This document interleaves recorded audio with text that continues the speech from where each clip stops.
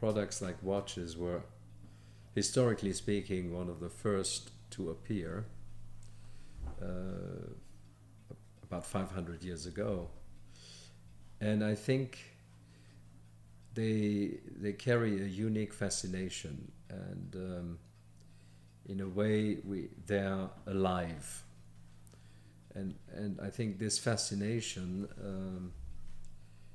is felt by many people, especially today, when they are facing electronics everywhere, and where they're connected, and so to have at least one object on your wrist which is disconnected and independent, and which you can revive by winding it, you know.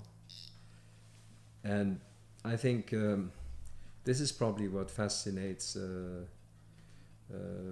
watch aficionados and even the general public the most. I think obviously to tell time we don't need a mechanical watch anymore,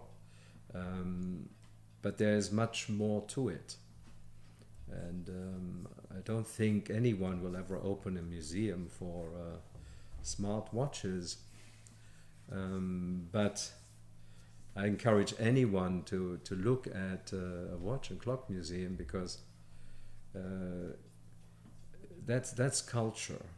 That is much more than measuring time.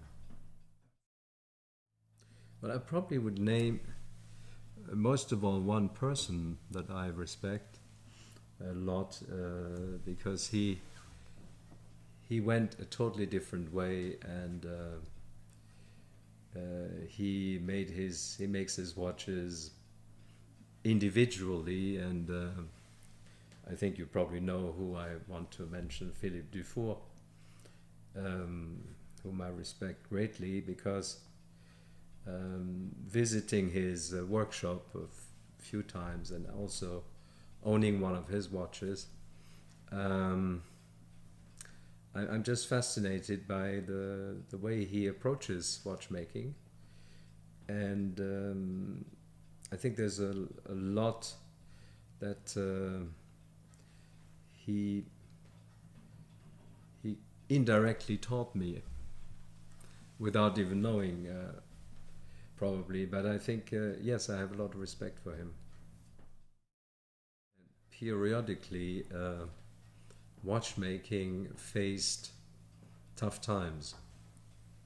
You know, when, as far as I can recollect, as soon as I entered the family business, we declared, or it was declared, that this was the end of mechanical watches.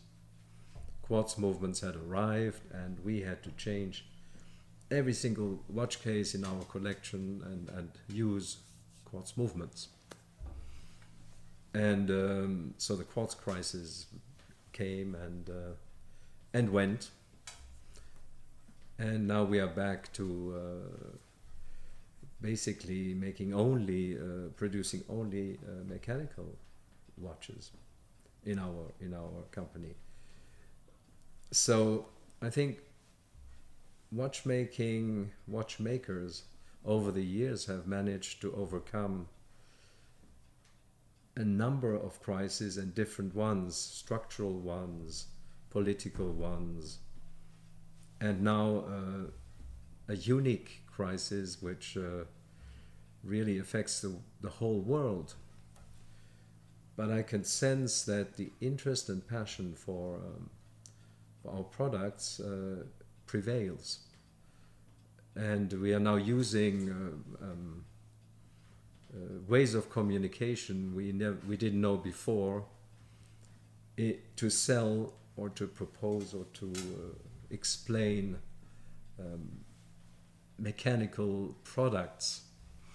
I think that in itself is quite incredible, but it shows how resilient and how enduring the watchmaking industry can be, and probably will be.